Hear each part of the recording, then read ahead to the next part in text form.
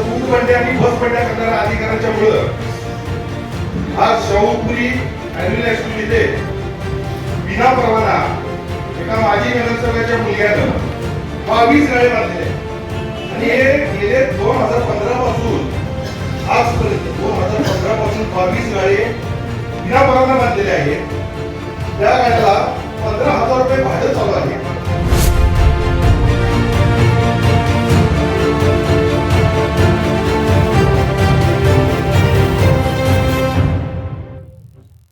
या जागेमध्ये कोणतेही विनापरवाना गाळ्यांचं बांधकाम, व्यावसायिक गाळ्यांचं बांधकाम संस्थेने केलेलं नाही, अथवा तशी कोणाला परवानगी दिलेली नाही, अथवा तसा कोणाशी करार देखील केलेला नाही.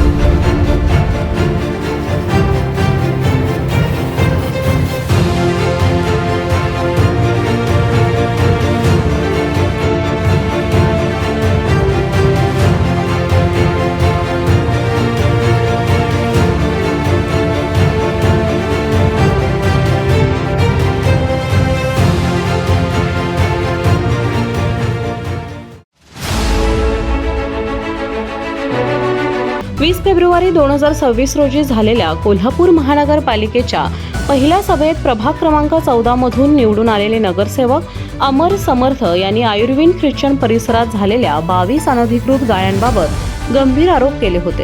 या गाळ्यांचे बेकायदेशीर बांधकाम माजी नगरसेवकाच्या मुलाने केल्याचा थेट आरोप त्यांनी सभागृहात केला होता.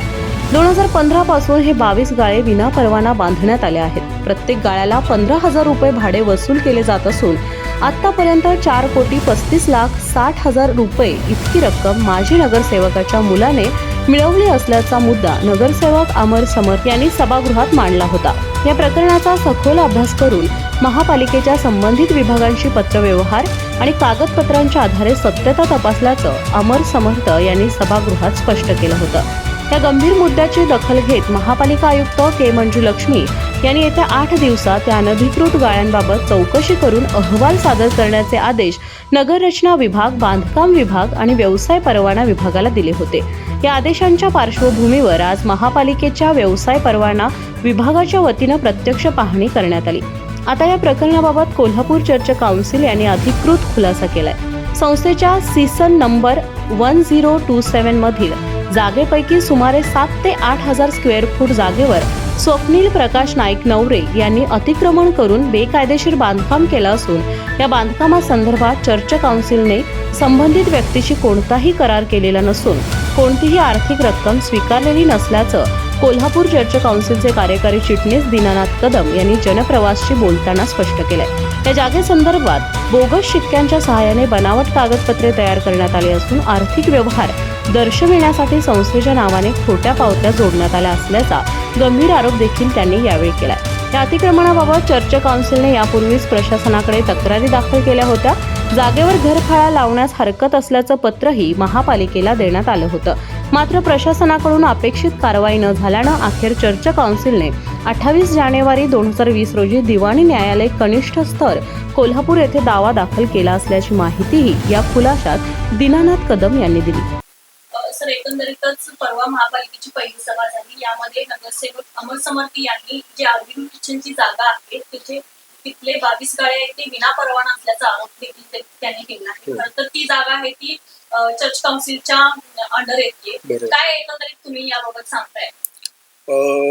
ही जी जागा आहे ज्या संदर्भामध्ये माननीय समर्थ साहेबांनी प्रश्न उपस्थित केलेला होता, या जागेमध्ये कोणतेही विनापरवाना गाळ्यांचं बांधकाम, व्यावसायिक गाळ्यांचं बांधकाम संस्थेने केलेलं नाही, अथवा तशी कोणाला परवानगी दिलेली नाही, अथवा तसा कोणाशी करार देखील केलेला नाही. हे जे बेकायदेशीर बांधकाम झालं हे श्रीयुत स्वप्नील प्रकाश नाईक नवरे यांनी साधारण 2000 सालापासून हे बेकायदेशीर बांधकाम त्या ठिकाणी केलेलं आहे. संस्थेने वेळोवेळी त्याला हरकत घेतली, अडथळा केला.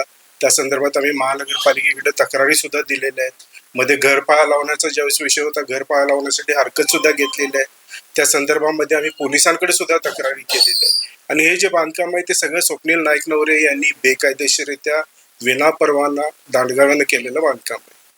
11 वर्ष झाले ती विनापरवाना ती गाळे अनधिकृत आहेत.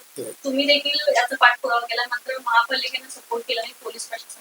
एकंदरीत कसं पाहताय तुम्ही प्रशासन? ऍक्च्युली ज्या वेळेस आम्ही तक्रार केली, अजून बांधकाम सुरू व्हायची होती, ज्यावेळेस त्यांनी कंपाऊंड वॉल चालू केली त्यावेळेसच तक्रार केली होती.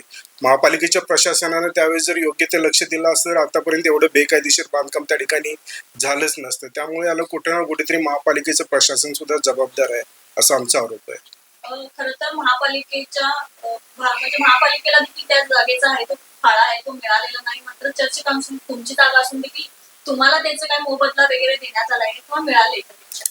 नाही, अशा संदर्भात कुठलाही मोबदला आम्हाला मिळालेला नाही किंवा तसा करार देखील कुठला झालेला नाही. महापालिकेचा फाळा तर बुडालाच, परंतु आमच्या अल्पसंख्याक संस्थेची मिळकती सरळ चोरण्याचा त्या ठिकाणी प्रयत्न केलेला आहे. या संदर्भात आम्ही विचारणा केल्या असताना त्यांनी एक कागदपत्र आम्हाला दाखवली, डॉक्युमेंट आम्हाला दाखवलं करार, पण तो पूर्णपणे बोगस करार आहे. त्यावर संस्थेचा शिक्का सुद्धा बोगस आहे. त्या संदर्भात आर्थिक व्यवहार झाल्याची 1 लाखाची पावती आहे, ती पावती सुद्धा बोगस आहे. आणि हे सगळे पुरावे आम्ही कोर्टामध्ये दाखल केलेले आहेत. कधी तुम्ही कोर्टामध्ये यावं? 2020 साली आम्ही कोर्टामध्ये केस दाखल केली, अजून चालू आहे त्याविषयी काय सुनावणीमध्ये काय सांगता? सुनावणी चालू आहे. सुनावणीमध्ये त्यांनी एक बोगस करारपत्र जोडलेलं होतं, परंतु ते करारपत्र कशा पद्धतीने बोगस आहे, आर्थिक पावत्या कशा पद्धतीने बोगस आहेत, ही सगळी कागदपत्र आम्ही कोर्टात हजर केलेली. महापालिकेच्या पाहणीनंतर आता या प्रकरणात पुढे कोणती कारवाई होणार, दोषींवर कायदेशीर पावले उचलली जाणार का, असा सवाल नागरिकांच्यातून उपस्थित होतोय. जनप्रवास लाईव्हसाठी कॅमेरामॅन आकाश कांबळे सोबत अमृता पवार, कोल्हापूर.